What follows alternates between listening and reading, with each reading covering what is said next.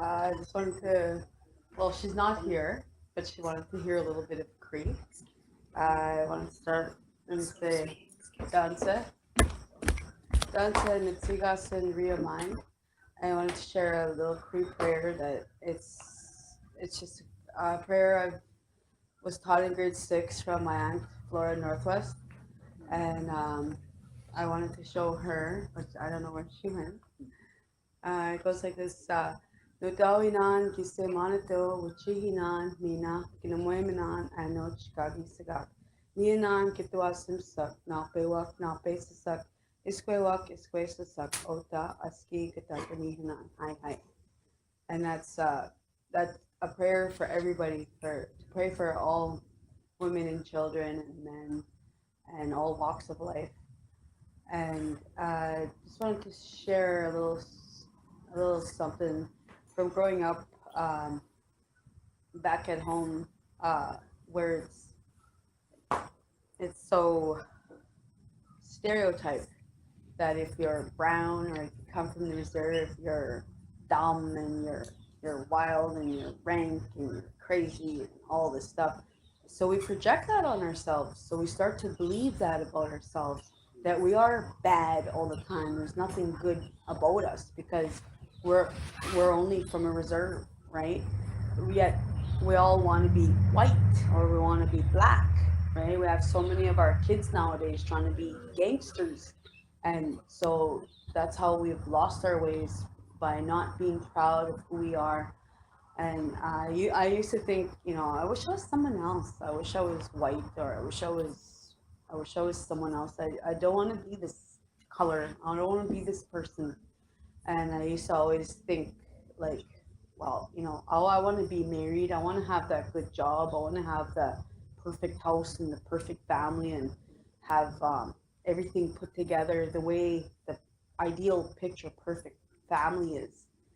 But on reserves, you don't get that. You don't have that because it's taken from us through identity and through confidence that, well, you're too dumb. You can't go and get educated. You're too dumb. You can't go buy your own vehicle. You don't even have credit, right? So it's always um, about lowering ourselves so that we don't have to. A, we're not equal to that other person in that next town or in that next city. So we lower our standards about ourselves, and until I realized, why do I want to be someone else? Why do I want to be white? What would have, if I was white? Would life be better? Would I be a better person? Would I have all that stuff? Would I have all these things that I have? And that's when I started to sort of be mad at life because I felt ripped off and I felt like this wasn't who I wanted to be. I was always denying myself until I started to realize, well, what if I wasn't myself? What if I was someone else? And then that's when I started to reach out into my core of my being and saying, you know what? Why don't I just start appreciating what I have?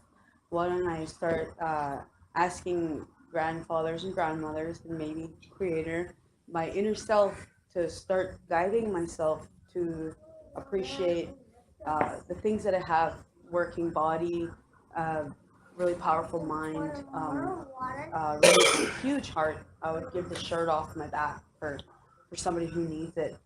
And and then I started looking at the qualities I have, and kindness is always pulls through. It always pulls through because being from this origin, kindness is our number one trait. So when they say, we did a mistake by having let these voyagers or these people come, well, we couldn't have it any other way because if we turn them away, then our true selves, we're going against our true selves. So the reason why we helped that person way back hundreds of years ago was because it was in here. It was a natural instinct. It was like a mother to a child. Help that child, get him milk, feed him, teach him, raise him. So if we were to turn away those white people and, go kill them, well, guess what we're doing to ourselves? We're killing ourselves. So to this day, I know for a fact kindness is so far from few. Not very many people can say that they're kind from in here. It's like, oh, I'll be kind if you donate to my charity. I'll be kind if you, if you give to me. You have to give back in order to receive my kindness, right? Whereas us, we're like, well, I'm going to be kind because this is who I am. And because I know you need that cigarette, I know you need that yada da, right? So kindness, you can't take kindness away from us because it is really what we were given. As that's my belief as First Nation person, um, we're always about other people. We're considerate. That's why we never go around killing our own Mother Earth and killing people. And of course, nowadays we're all killing each other. It's just one big huge war, and that's why I give props to the hippies because they're all about peace and they always got smiles on their face from their 420 moments. I don't know, but they're all like, "Oh, I love you, and you're so awesome," and yada yada yada. And yeah, and it's like, you know what? When I when I when I meet hippies, I'm just like so connected to them. I'm like, hey, it's like go hug them, and it's so loving and accepting. And if I could spread a message to the world or to anybody who is interested in listening, um, sharing kindness is the number one deal of humanity. If we share kindness to our children, if we share kindness to strangers, if we share kindness to animals, then that will improve the way we feel inside. It'll improve the way we live. It'll improve, our children will improve. They'll actually start feeling important. And I believe that it stems and it starts from the the person you are inside and your home, what you're doing in your home, what are you teaching your kids. And I want to share a story with you before I end my little speech. A few years back, my late brother Marty was we're having it was my birthday. I was allowed to have a little party and I thought I was having fun, but I really was. But my my late brother Marty and Clay came. Clay came over and so they had this. They're huddled in the corner in the dark, and I'm like, "Hey, come on, get some lights on here. What's going on? What are you guys doing over there?" So I go over there, and they're like, "Oh, get away, go over there." And I'm like, "No, no, no, you're not gonna tell me what to do. I'm gonna see what's going on." And started getting all nosy, right? So I turn on the light, and there was this can there, and they all of a sudden they started lighting the can, and I was like, "Oh, okay, well, all right, you guys can smoke a little weed. I may as well get involved." And here we go. So all of a sudden, I actually looked at the can and I seen it was not green, it was white, and it looked like crushed up buttons. And all of a sudden, I was like, the awareness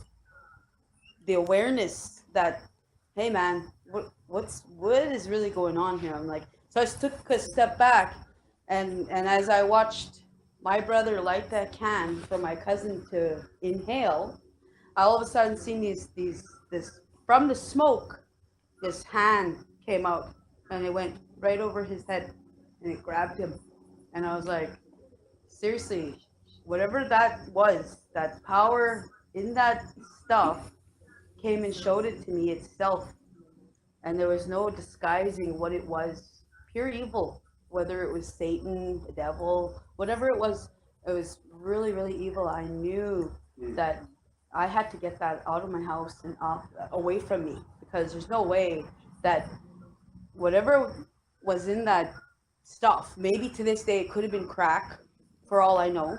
I wasn't about to find out what it was. All I know is by me seeing that hand in a spiritual sense, something told me this is wrong, this is bad. So all this adrenaline started coming in, and all of a sudden, bing bang boom, I had both those guys, two grown men, in my hands, throwing them out of my house. And I was like, oh, I got some fights. I'm pretty up, yeah. And and ever since then, the awareness came that I know addictions in general could be pretty dangerous. And from there, the awareness came that drugs and alcohol have made their stamp on our reserves, and they make themselves well known. And people kill themselves over it. People get killed over it. Cab drivers get killed because they come deliver to the reserve, and kids kill them. Stuff like that. It's so unnecessary. So if people start realizing that addictions can take you way further into that darkness than do you any good in your mind, or take to numb the pain, numb those feelings, whatever. Addictions are dangerous, and especially for our children, because that stuff, that white stuff, can take food out of your cupboards, clothes off your back, and put your kids in foster care. And why would you want your kids being looked after by foreigners and people that strangers? So it's like saying, well, here, I'm going to have a baby and you go to a stranger. There you go. There's another form of residential abuse still happening with natives, with the First Nations, getting our babies taken away. And because the awareness to our young mothers is not there anymore. And that's what we need. That's why we're here, to open the awareness and say, hey, look, you know what? You don't need to live like that anymore. There's time to change, and it has to be now. And there's room in your life that you can find that change, and it starts from in here. It starts from that core being of yourself, that you can make that change, even if it's one day at a time. And I've helped my brother kick the alcohol habit, so I know that through prayer and through love, unconditional love, it can really change a person. It can change a person's whole being. And through experience, I know that by giving anything you got and everything you got to that person who needs it, that you never know how much you can lift up that person. And as I start to awaken, or realize that, you know what, I actually wouldn't even want to be white or black or yellow. I like being brown because we're so multicolor. We blend in with, you look at the trees, we're the same color as the trees. We look at the rocks, we're the same color as rocks. Like, you know what? We're camouflage, even though we don't even know it. And, got all this natural beauty is what First Nations have, and we don't even know it. So for all those women and young girls out there, you got to look in the mirror and tell yourselves that you're beautiful, and you don't need all this makeup and all artificial stuff. Makeup is poison, and it's only sold as, oh, you're only pretty when you have a whack load of tons to weigh down your face. And 10 years from now, you're going to look 20 years older. So natural beauty is the way to go. So that's my message, is unconditional love, and to share kindness in this world is important. It has to be very important, because our kids will follow the way. And that's what I got to say. Oh, Hi. brilliant.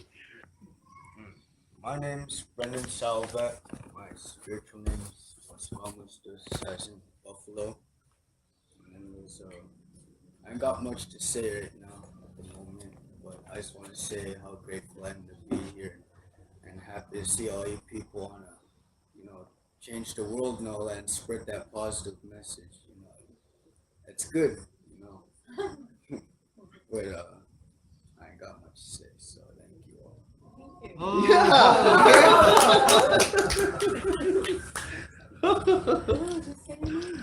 I gotta say something.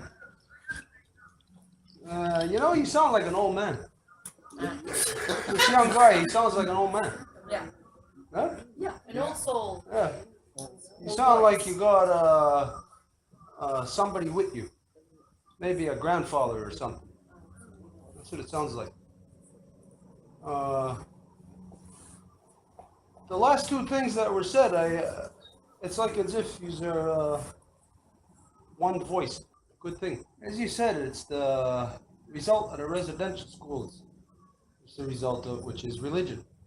That you were in that situation of whatever these two guys were doing. Sounds like crack or cocaine or something, you know. Sounds, could have been something else synthetic even nowadays. You never know. But anyways,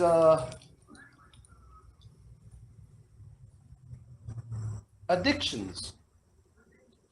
They come in many different things. If you're addicted to something, you're a fanatic about it. Religions are full of fanatics. People who are addicted to their own fanaticism. Every religion, no matter who's in it, no matter to what degree, they are a fanatic. Because they push their religion upon other people. And they force their religion upon other people. So we gotta, like in all things, like what was said earlier, we have to be able to look at the whole picture to understand it. When we talk about addictions, we associate it quite simply with things that are like drugs and alcohol. Watching TV is an addiction. You know, watching your favorite show is an addiction. Playing video games, if it's the way that kids play it today, or anybody, you know, that's an addiction. And religion is an addiction. And when people are addicted, you cannot trust them to think properly about anything. You cannot trust them to make a decision about the thing of which they are addicted to. Like, you know, if you take a person who's addicted to alcohol, they say you can only help a person defeat their addiction of alcohol once they have to be willing to. Well, what if the person who's addicted to hurting you is never willing to stop? Well, you can't wait until they're willing to deal with their addiction before you address it. This is the thing, it comes into the realm again of religion, religious doctrine of who are we to judge? And we are not our brother's keeper. You clearly are your brother's keeper. And you clearly are a person to judge. All of us are people who judge. We judge every day on simple things as where we're going to eat. Are we going to eat at Burger King or McDonald's? We make a judgment. You know, so we have to put, or remember, let's just remember everything that we are discussing over the last couple of days and what we are going to discuss, that they are all intertwined. So when we are talking about something just right here, right now, don't forget about what we were talking about 2 days ago, 3 days ago, because they're all interconnected. And so we may look at addiction, the term addiction, in a different way now, because we'll see that there's a whole bunch of things that we are addicted to, that people are addicted to, and that we must acknowledge that any addiction is not a good thing. It is negative. So then if we can categorize things in this world, categorize people, let's find out, are they addicted to something? And then we'll know how we have to deal with them. Much better. We'll know much better how to deal with them. We'll be able to actually develop solid plans of how we're going to deal with them. And if the person that's addicted, they're addicted to hurting you, and you're not going to wait for them until they're ready to deal with their addiction, then you will develop a solid plan of how to deal with it. You developed at that instance what you were talking about, a solid plan of how to deal with it. Tap into your female power. Grab them and get them the hell out of there. That's a simple, easy plan. So, but the thing was first to identify that the person that is addicted and what the issue is, and then how to deal with it.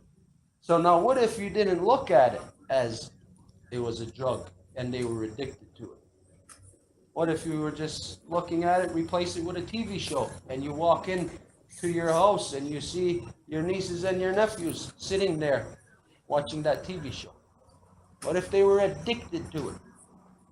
See, different then we can see then how we deal with it instead of just walking by and say, "Hey, how you kids doing?" Sitting there watching that TV show, they're addicted. It wouldn't be just a quite simple, "Hey, how you kids doing?" and then walk into the kitchen. It would be a different action, a different motion. Gee, what I wanted to share, my mom took the words right out of my mouth. So it's all good. Took in a lot of information for the last 2 days, and where I come from, there's a lot of denial about the truth, and there's denial actually everywhere in every single one of us. When we really look at ourselves, if we really wanted to be honest and truthful, we'd have to dig really, really deep. Like this law recital is good, but it goes beyond that. Like when we go home, I wonder, like, what is going to be our plan B? It's one thing to be here and to hear all this good stuff. And that's what I keep explaining to my mom and my sisters. One thing to hear it, I said, but to keep it takes power. To hang on to it, use it later is going to take power. Because, as a woman, you have to store it somewhere. And then it's going to come out at the right time. And then going back to our behaviors, like I have a lot of bad behaviors that don't work for me. And, that's why I came to Earth. That's why I came to have this human experience, is to try and correct myself. And it's really, really hard. It's the hardest thing I ever had to do is look at myself. And it's really, really hard to be a part of a community that is two-faced. It's like they're all about helping each other and ceremony and prayer, but they all turn around and they go back to their lives. And you've seen it yourself when you came over, and I invited my older cousin to come listen. And Stuart asked the group how many moons in a year, and I knew from reading books. And it was the only way that I ever learned was reading books, because nobody ever taught me that there was 13 moons. And she said, no, there's 12 moons. And she argued that, right? To this day, she argues it.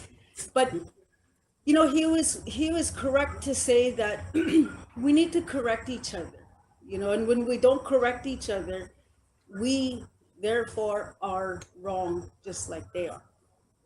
And it's really sad because, like I don't have aunties, I don't have cousins, I don't have really nobody that I could work with that would be honest, really honest. I got my mom and my sister, and yeah, like my brother said, we just do our own thing in our own time, in our own space. But even amongst us, we fight. Us, me and my sister and my mom, the three of us, a lot of feuding because of behaviors. And it's those behaviors that get us into trouble. And I see it all around me every day. Sometimes I get fed up with people's false ego, false pride, their false sense of identity. And really, what does it mean in that moment when you're just going to go back to how you were anyways, right? It's tough, it's hard. I mean, my family, we're all split. We have our traditional siblings, and then we got the ones that are still sleeping. And it's really tough because we have a lot of grandkids, and these grandkids, they suffer at the hands of my brothers and their wives. And it's it's tough because on this side we have our young girls that respect themselves, and then on this side you see the same grandchildren from these brothers that prefer to teach their children this way. These girls don't wear dresses. They dress any way they want. And when we're at a ceremony, it means a lot to all of us to stand together and unite, but there's no uniting. It's almost like split. So I hear what you're saying when, right across our country, there's like split. It's split. But, I think ultimately it starts, when you say it starts with ourselves, yeah, even ourselves were split. Because we can sit here and take this all in for however long we do it, how many days. Going home is where it's going to matter. And, that's what I try to talk to my family about, my son. Every day, how are you going to apply this every day? Because it's hard. When you want to be a warrior, you're a warrior of yourself. You have to go inside yourself and you have to stalk yourself right down to the T, right down to the, your behaviors, your actions, your thoughts. And it's tough, it's hard, because we all mirror each other. So when me and my spouse fight, I always tell him, I'm you and you're me. It's just, when you don't like someone, they're reflecting something back at you. So, yeah. Maybe that's why me and my sister fight lots. But I just hope, whatever we all get here today can, go really far for our future and for our children. So I'm at the point where I'm wondering, how am I going to do this when I get home? How am I going to live in that way that I've always been seeking? Like, I know for my young children on our reserve, it's really sad. I mean, I've made the suggestion to the right people. We need to start looking at our curriculum right at the school. They don't teach the history. Why? Why? Because everybody's sleeping. And the people that are in charge don't do nothing about it because they accept that as okay. And I don't think it's okay. I've never learned anything about the Native history when I went to school. It was all lies. It was all about, the Europeans. And it didn't, nothing in history pertained to me as a person.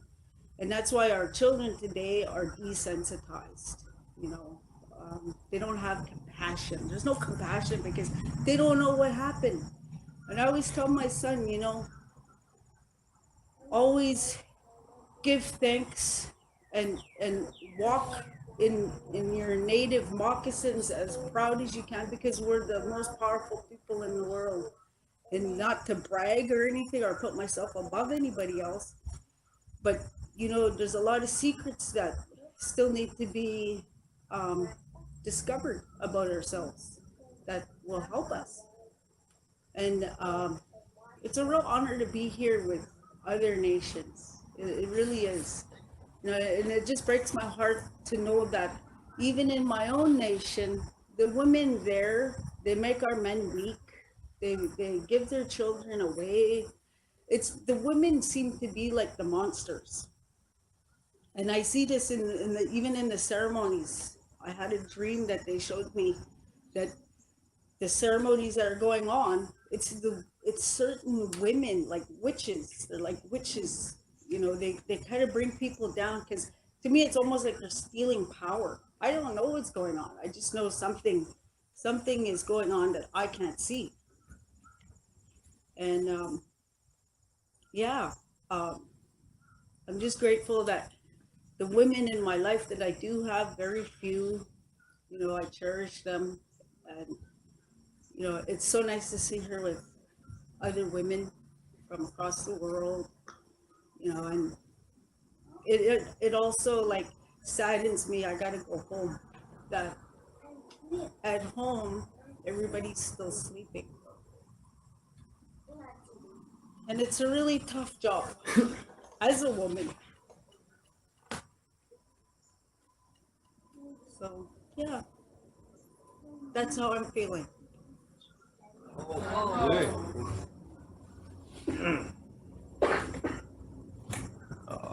My name's Cyrus Dan Mine, and enjoyed you guys' opinions, stories, and and I just think that us as First Nation people are pretty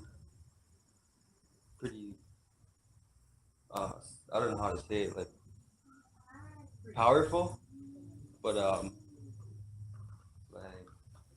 like my auntie said, they won't teach you anything because I went to school too, completed grade 11, and the only thing they'll teach you about the natives is the head smash, buffalo jumper. That's about it. You already know about that stuff, but when the Crees and the Blackfoots used to go out, that was about it. They only teach you that type of stuff. They won't teach you about what they did to us in residential school. You know, they won't ever teach you about that. And but then again, they're gonna tell you about how the blacks they were slaves, and you're gonna talk about how they were tortured, but they won't ever talk about how what they did to the native people. They won't. And I just think that's pretty pathetic that they won't teach, because I think people need to know what happened to my kukum and my grandma, and my kukum and my Muslim. I think people need to know. Like, I don't, it's sad that they don't teach it, what they've done to the Aboriginal people. Then when you go to my reserve, there's quite a few old people that are just still alcoholics. It's not good. I don't like it.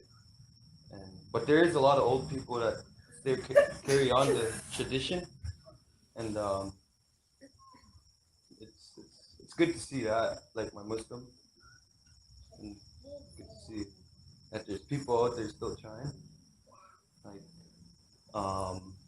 my Vikram always told me not to like, talk too much too, because like it's always important to save your breath. Because I remember my brother Levi always, every time he eats hot food, he doesn't blow. He saves, he never blows on stuff.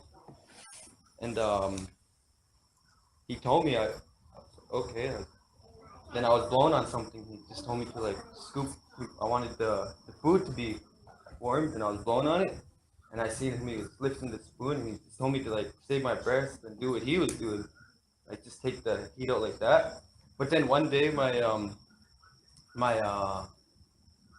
nephew Thorley, me and Levi were watching him, and we were in the kitchen. We took our eye off him for just a couple seconds. Like he was only one at the time, I think. And he fell. Me and Levi didn't see how he fell, but he fell, and we picked him up, and he was breathing, and he was like crying at the same time. Like I thought he was gonna die, because he was like crying to the point where his eyes started closing, and I didn't know what to do. He's a big boy. He's the heaviest born baby in Wetaskiwin, and then I didn't know what to do, and Levi just started blowing on his breath. And when Thorley was going, like when he was losing his breath, and he was gonna like go unconscious, when Levi started blew into his mouth, Thorley woke up instantly. And that was pretty powerful to see that from my big brother, and he taught me something good right there. But my cousin, there's my nephew, there's nothing wrong with him. I don't know how high he fell, but he's still good. Like I said, he's the heaviest born baby in Wetaskiwin, 13 pounds, I think. Yeah, it's my sister's kid. And yeah, I don't know. I just think that we still have a lot more than like that's his power right there. What my brother showed me by saving his breath, but he still smudges, but he kind of still has an alcohol addiction. But he still smudges though when he ain't drinking. And I just think that there's a lot more to learn than that. But we just gotta better ourselves before we try to better anything else. And I think my middle name Dan. My dad named me after one of the chiefs, Dan Mine. So I take pride in my middle name Dan. And I didn't say that last time. I didn't mention that. But yeah, I just think that I'm glad to be here, and I'm just glad that we're all working together through this, hearing, communicating, and it's good. I like it. And I ain't got much to say now, but thanks.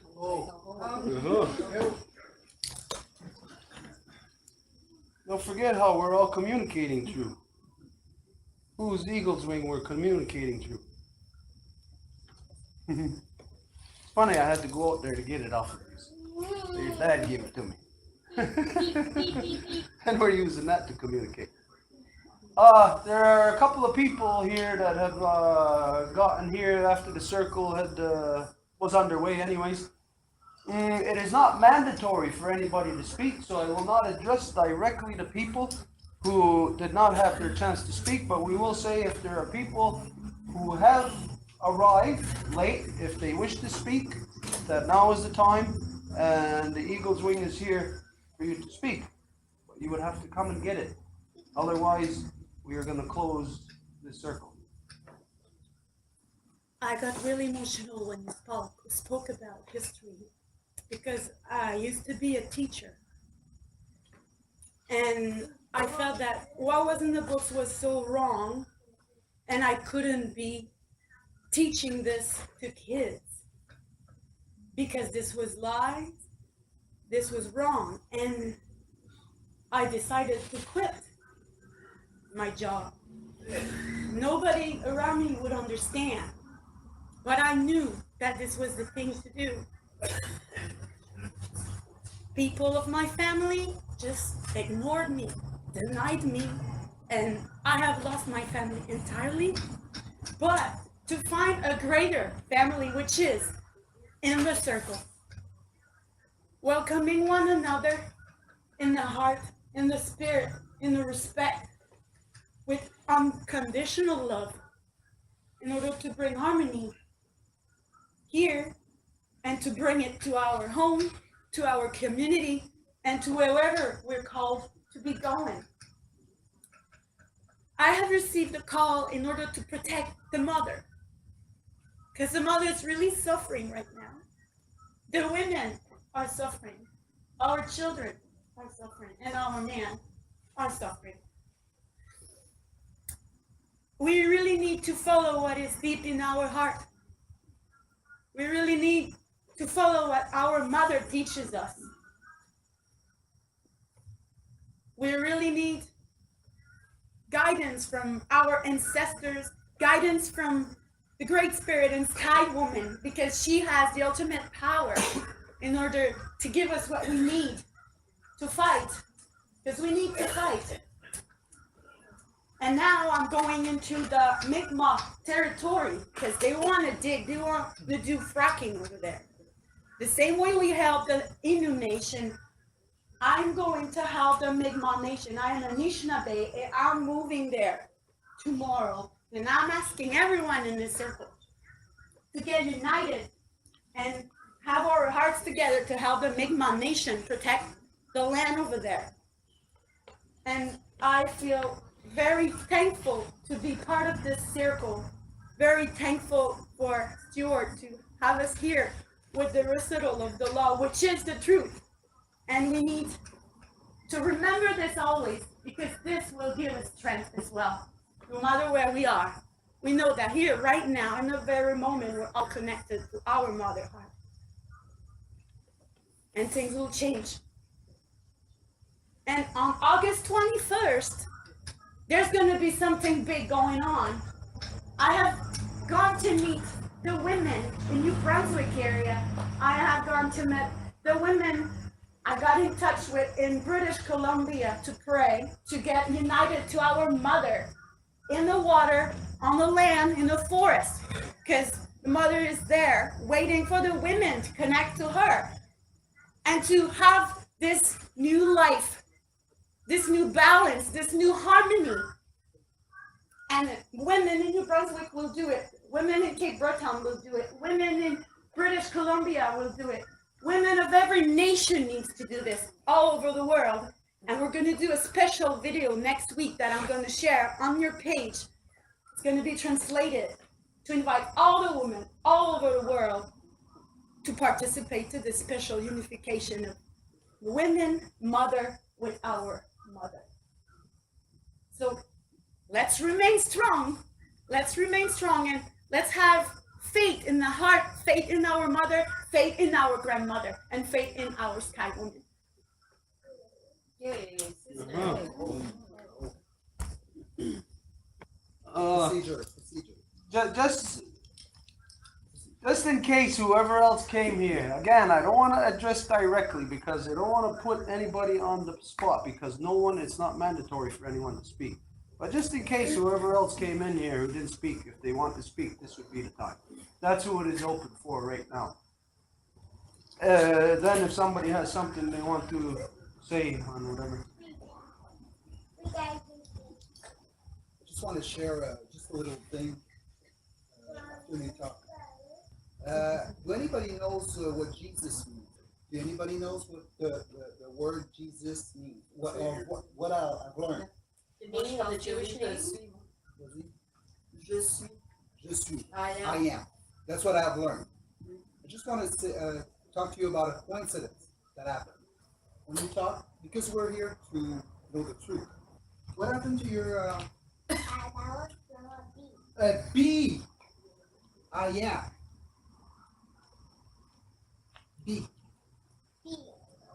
Yeah, right at the same time. Jesus, talking about Stuart is right. The religion has nothing to do with Jesus. And we're going to share you the Evangel, Mary's Evangel, that were hidden. It came for sure, Jesus. When you were talking about Jesus, you talked about that, and then he gets a B. I am. Je suis. That's his name, Jesus. No B. No B's, no more B's. But just B. I don't understand. You don't understand? The connection, how you make the connection. Because we're living truth here. We're here to know the truth. And what you were sharing about Jesus. Okay, Jesus has nothing to do with religion because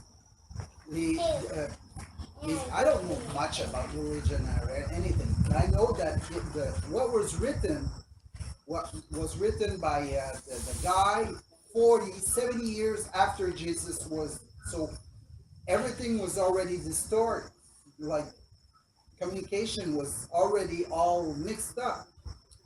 And it's just that the coincidence that happened about at that time of the B, because it's a B, it's a word, it's a B.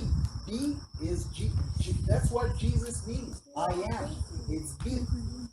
Be yourself.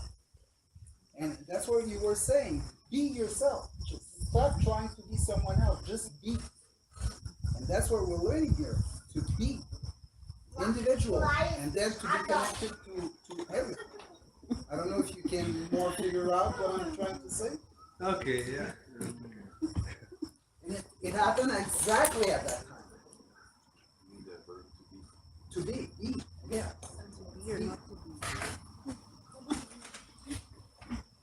If I may, I just have a quick piece of news that I'd like to share with you. I think it's important for everybody to know about this because I think it's unique. Another important event taking place right now elsewhere in Canada is I wanted to talk to you about. It's happening right now in Nova Scotia in Grand Prix. There's a celebration of friendship and cohabitation for hundreds of years between the Acadians and Mi'kmaq. We are having a wonderful celebration. We call it, I just wanted to share this with you because I think this might be the beginning beginnings of our reconnection between natives and non-natives, but this is highlighting what we've had for hundreds of years. We've had a relationship, a particular relationship with the Mi'kmaq all throughout our history, and this is a wonderful celebration that's going on right now down there in Nova Scotia and Grand Prairie, particularly because where they probably chose the place because that's where the deportation started in 1755. So for me, I had to choose between the two because I have, of course, a very strong connection to that. What's going on here is very important, so I chose to be here. I just wanted to share this with you because this might bring hope, a new beginning. This might influence and go through it, starting in the east, the feminine side, the so-called country, and it might go through all. And you're from the out west, so I would like you to bring this piece of news with you that there is hope with new beginnings between relationships between all of this great family. Thank you. J'aimerais juste ajouter, dans mes expériences, j'ai pris conscience. In my experiences, I became aware of Que la croyance ou les croyances, belief, pour moi, for me, c'est de l'ignorance. it's ignorance. À partir du moment où on fait l'expérience d'une chose, When we experience something, on développe la connaissance de cette chose. or we develop then the knowledge of this thing. Et à partir de ce moment-là, ça devient une connaissance, une conscience intime And from de then cette chose. on, it becomes a knowledge, an awareness, an intimate knowledge of this thing. Je pense qu'on a avantage I think that we should à faire l'expérience des choses intimement experience things intimately plutôt que de mettre notre croyance instead of believing into something, dans des choses qu'on ne connaît pas. things that we don't know. Donc, s'ouvrir à la connaissance. To open ourselves to knowledge. Well, I want to go do what he could joke with. Serious, Bjarne. Yesterday we were talking about the creation story. Today we talked about the creation story. We identified that today the things we're talking about is the in-between times. People may wonder, how is this the creation story when we are talking about our individual experiences, which if we're talking about the creation story, is billions of years after creation has begun. We're talking about our stories billions of years after, like as if it is in the creation story, because it is. This is part of the creation story, because when we look at creation, again, if we go back to, for those of you that were present the other day, we talked about when Sky Woman had fallen from the sky world and had danced upon the turtle's back. That when she had first started to do that she shuffled her feet, dancing to the Creator song. She never removed her feet from the earth, from solid matter. Because the first time in anything, and the reference we gave the other day, the first time are holding hands together. That is the most, for all of us, that's like one of the most beautiful experiences in our lives. We're initiated into a new world from being children. We had interaction before that with girls, guys did. Girls had interaction with guys before that, but until they hold hands for the first time, they've never had that type of interaction. So this type of interaction, of course, it's beautiful, and you remember how it is. You don't want to let go of that girl's hand. You want to stay there with her all day, all night, holding her hand. And at that time, you don't think anything further than just holding hands.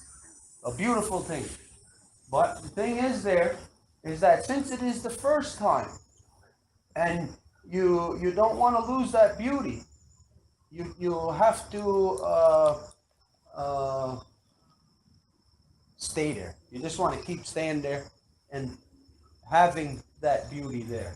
So like with Sky Woman, she did not want to release her feet because just like that guy holding hands with that girl, if he releases and he goes home, there's a possibility you might not experience that again.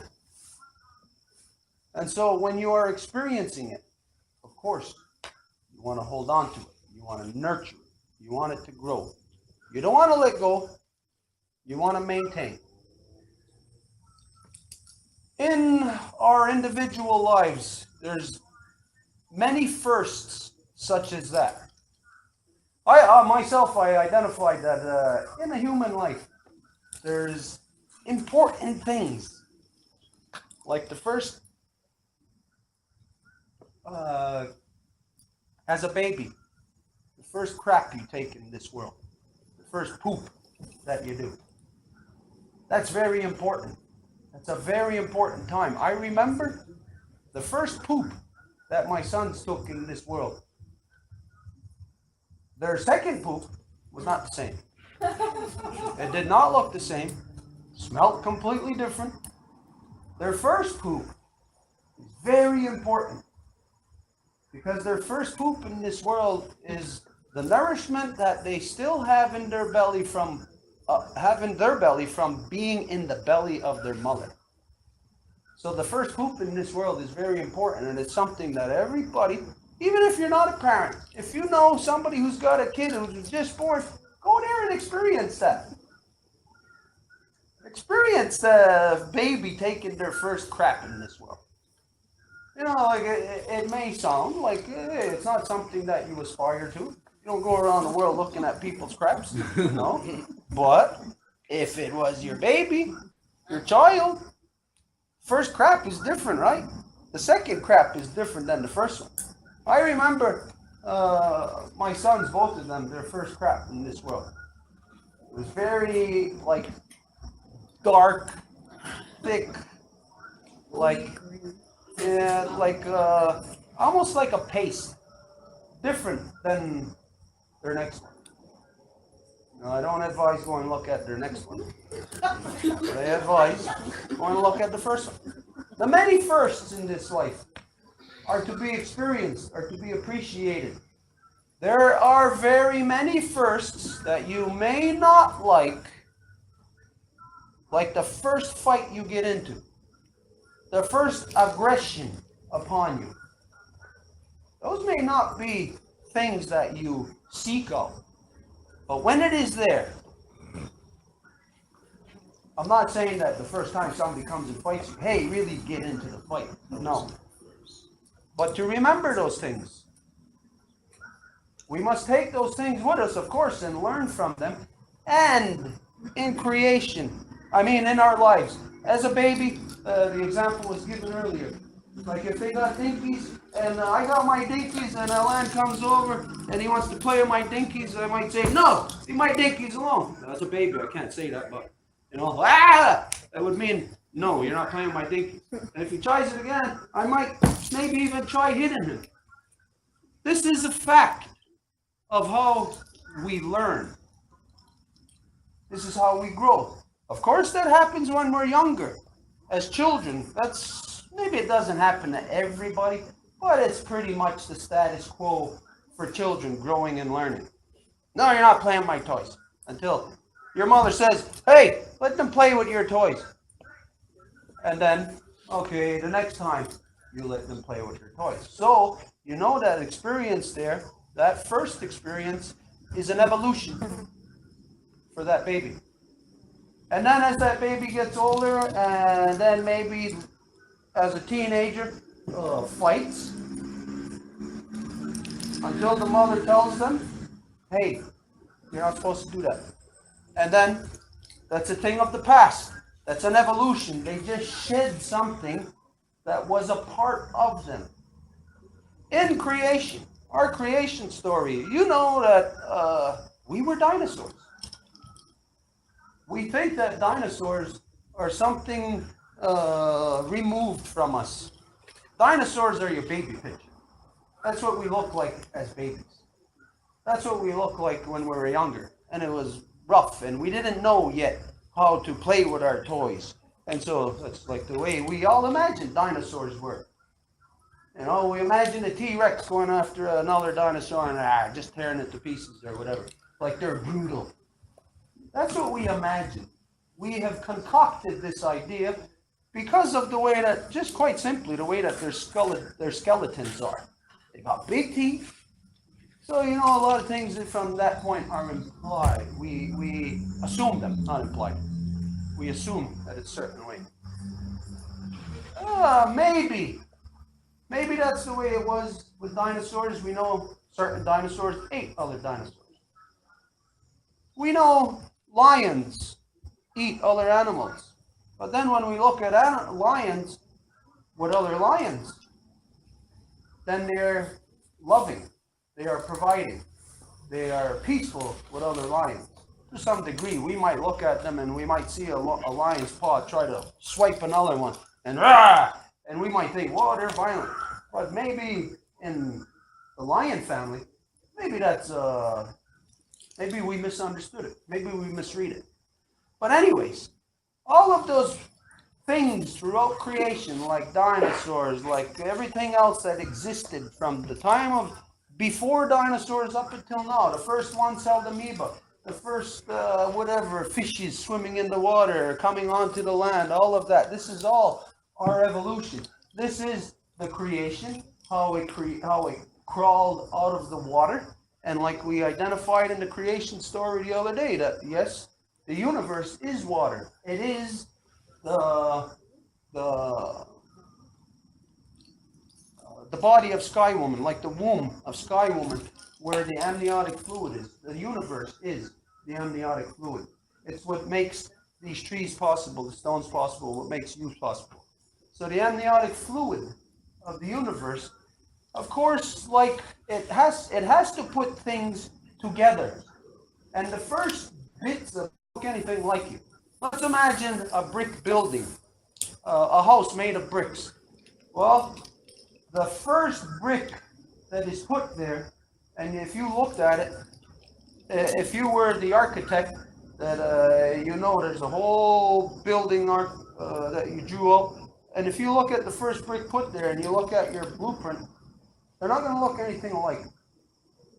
That first brick that's there is not going to look like that brick house, the finished design that you had drawn up. So you might say, hey, what's wrong with this? What's wrong with this picture? We cannot apply something from one realm to the other and expect it to be looking the exact same. We have to understand that it is the same, but different. It is our minds that have to wrap around that reality of that we are in concentric circles. One from the smallest, again, like we said the other day, from quarks to protons, neutrons, and electrons, to atoms, to molecules, to the cells in our bodies, to the collection of cells in our bodies, to our collective point of consciousness. They all look different along the way, but they are all exactly the same. They are all structured the same way together, and so therefore each step of the way is a repetitive process. So truly, any steps that we take in this world, it has already been that path has already been walked upon. Creation. So as we talk about our experiences in our lifetime, these are the exact same experiences in creation. It's not all good, because when you're learning, you know, you make mistakes. When you're growing, you got to learn, like if you're a flower, like if you're a flower, and somebody comes and puts something over you, say like a foot above you, over you, then that flower is not going to grow right up to that thing a foot above it and touch it and then start growing to the side to get around it. That flower will feel it, will sense its energy, feel its aura, if you will. And that flower will start to move to the side away from that thing before it even touches it. it will learn how to grow. And so all the things in creation have learned how to grow are part of that, those consecutive concentric circles, all the same. So when we are talking about our stories in our lives, we are talking about creation. This is the creation story. It was rough to make creation. It was tough to get here. But once we're here, we can see the beauty of it. We cannot take those things and allow it to distort the current manifestation, the beauty of creation. Because we have a lot of tough stories that we've heard here, and we can't bring those things from the past with us. This, of course, is the purpose of sharing these things, of discussing it so that it works its way out of us. So just like yesterday when that question was asked, the redundant question, and everybody had to address it. It seems redundant, but it is for a purpose. And right now, you may not completely understand, maybe you don't completely understand the words I'm putting together, but the sentiment, as we go on, maybe you already grasped the sentiment, but as we go on, the sentiment will be more and more understood as to why this process today within the creation story. Because we are the creation story, and these things is what has created us. And if it has created us to distort us, like putting something old flower to prevent it to grow, like a residential school, then if that is part of our creation story, you know what? As crazy as this sounds, I'll say something really totally crazy right now. Your grandmother, your mother, your father, your grandfathers dragged through the meat grinder of the residential schools. By who? By religion. We identified people, we identified the white man, because to us, the white man is what done it to us. But that religion did it to the white man first. And so we can't forget, if we identify the white man as the problem, then we are not addressing the problem. That is called deflecting. And to deflect, that is what we talked about yesterday. That's cognitive dissonance. Because a person is cognizant of them deflecting away from the truth and onto something that is not what the subject even is. So what I'll say, what is really crazy here, may sound really crazy. We actually need to give thanks for the white man, that they came here in the fashion that they did. Not because it was a good thing, but because we learned. Now I'll say something to the white race. This is up to you. There is one of two things here. That the native person will give thanks for you. It's up to you in under which scenario the native people will give thanks for you. Do we give thanks for you as the example of how not to be? Or would you rather us give thanks to you for the good that you can do? This is what you are confronted with. Right now, you individuals that are here present hearing this, the individuals that may be on Mumble hearing it, and people who may hear it into the future, in the non-native, if you are of the white race, you ask yourself, and you are being challenged right now. I am challenging you. I am telling you that I have to give thanks for you. You will decide what scenario I am giving thanks to you for giving us the example of how not to be, or for what you could be. That is the challenge from this point. This is the creation story, because this is what we will now create from here. And this goes for us also. As you didn't learn the stuff in school about what happened to your grandmother, your grandfather, and what happened to your father, your parents. Because stuff did indeed happen to us, to all of us. Now, the stuff that wasn't taught to you in school, this is how we learn it. Because it's from this point that we also now are going to make a change. As you identified, you have seen when you come across the land from the west to the east, you've seen how racist, hypocritical they are in the west. And you've seen as the further you come east, they are more friendly. I will identify specifically when I went across the country a couple of years ago, that's exactly what I seen. And I will identify why. Because out west they're English. They speak the English. That's the spell that they use. Over here they speak the French. The French is descriptive. The English isn't. The English, there's lies in there. That's the reason why it is the legal language of the world. Because you can say one thing and it'll mean a million different other things other than what you were saying. And to have that deciphered, especially the reason why they use English in contracts is because to decipher it, it's next to impossible. And that's why the English, in every contract, it's the small print is the English. But the reason why it is like that across the country is because of the French. Because they are descriptive. If you have to describe, then if you have to describe, I don't know, love. If you're gonna say your mother's love, it's gotta be described. In English, you know, it might be a simple term. And that simple one word or term, it's not gonna carry meaning. It won't carry the sentiment. So things will get lost in communication. And this is why in the communication, when you're out west, like you said, what you feel, the people, there's no communication in the English. It's very hard to master the English language so that you can speak to all people. But the reality is right now we are speaking in the English. And it's for a purpose. Because it is that which has cast its spell on the world. And it is that what we will use to remove the spell from the world. The same way that if you get bit by a rattlesnake, what's the cure? The poison? Rattlesnake venom. You use the venom as the cure to the rattlesnake bite.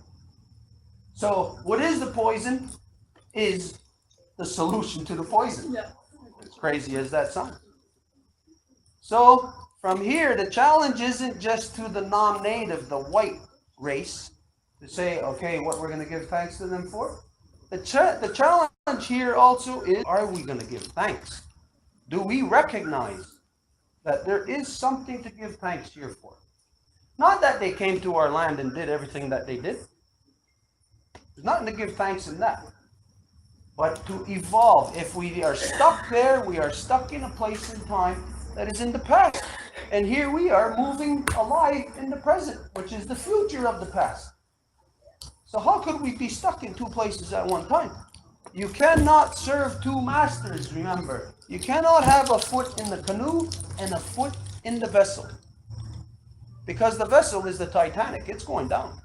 You cannot have a foot in there if you're going to have a foot in the canoe. Because as the Titanic goes down, and your foot in there, you're going to start going down in that way, and you're going to take down the canoe also. So we must clearly separate ourselves from all the things that are the connections to the corruption. And to be able to do that means we must acknowledge. We must be truthful. We must assess.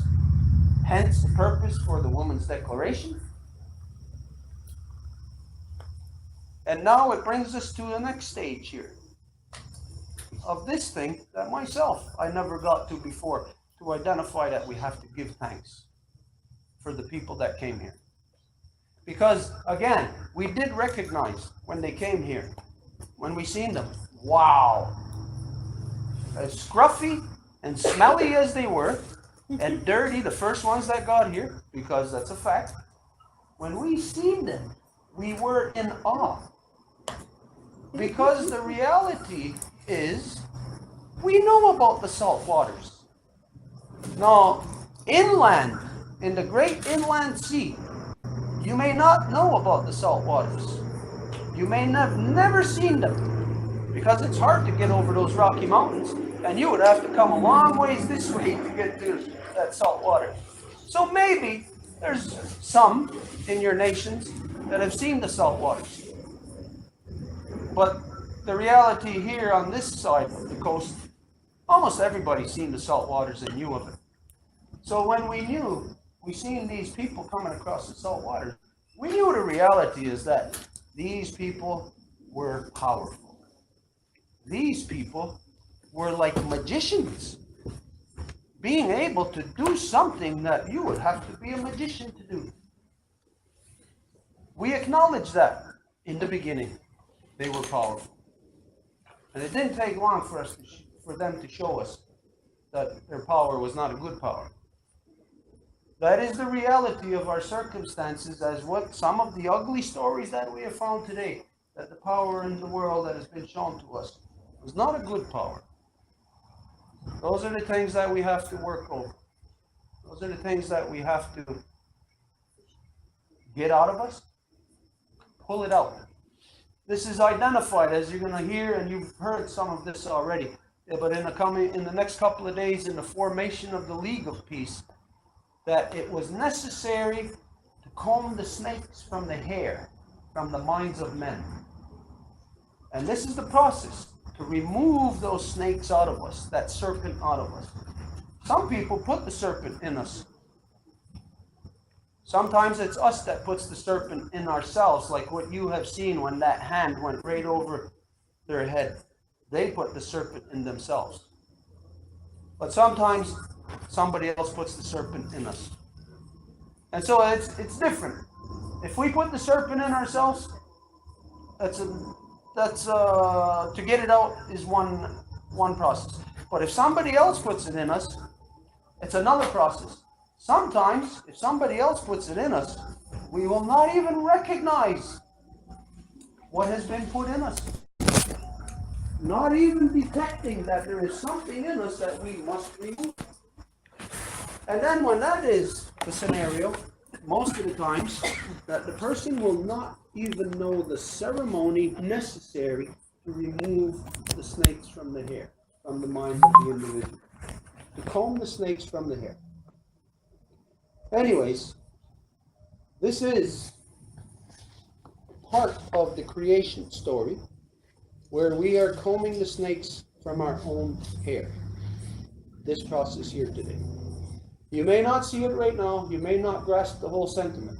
Tonight, as we go on talking further, tomorrow, you'll see it more and more, and you will actually feel a serpent coming out of your own mind, coming out of your own body. You will feel it removed, because all of those serpents that are put inside of us, if it's just thoughts, if it's memories, those are physical realities within us that actually adjust the physiology of our being, adjust the physiology of our brain, therefore of how we think.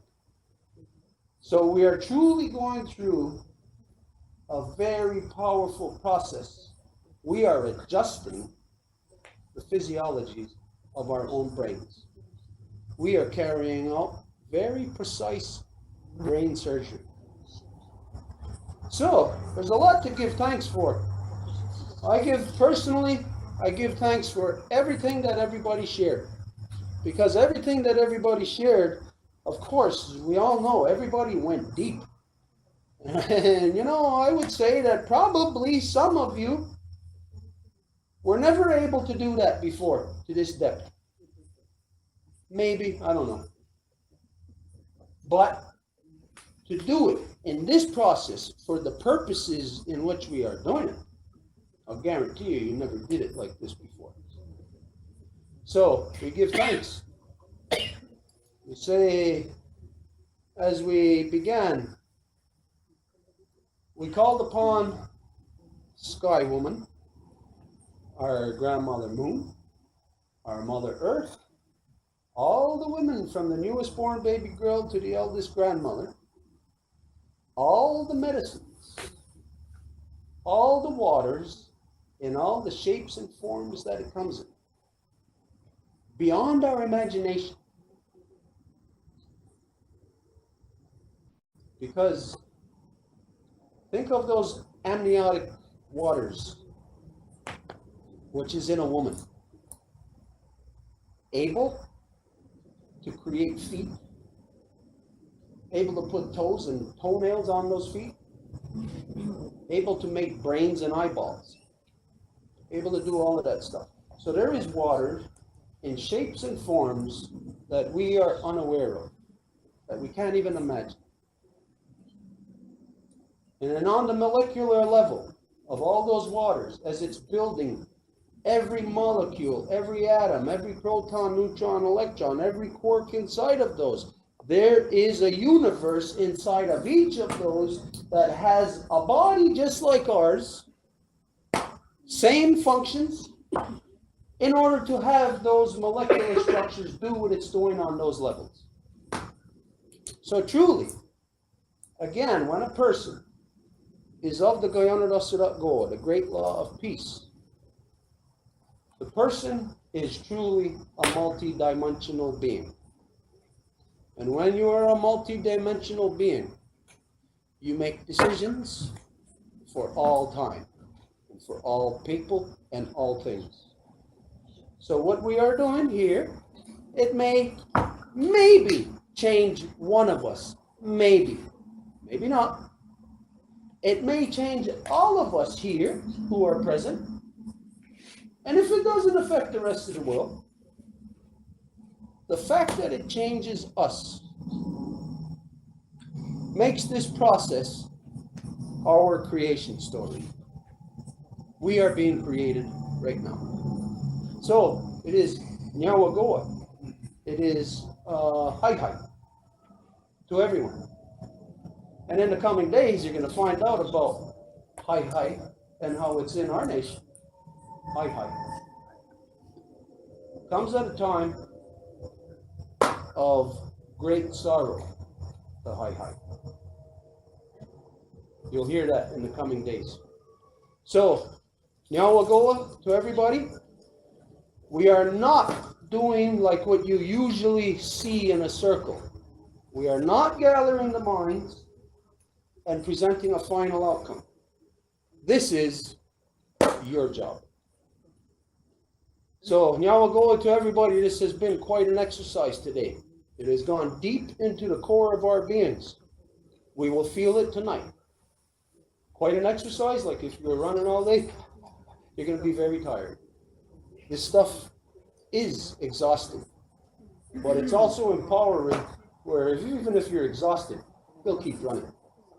So, Nyawagoa to everybody, we're going to close up for the day. That's what we're going to do. That. Ona ko duai ko yo ko so don sis. Oni cinquantijo. What ko ne badado. Ne jibu ko tsununi are.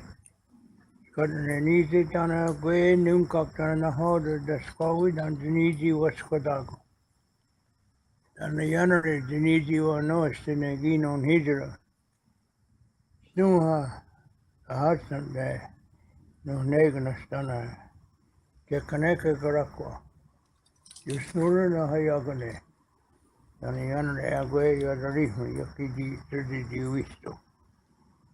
Dana we got Chanoni the good Kotago, the Donaguna again. Agwe nunca na hoda. What are yagane? Yaki unka kagareote dan water gadadi dan wojo tescotne say Johane. Eka dinayote ne zuaniguna. Aha.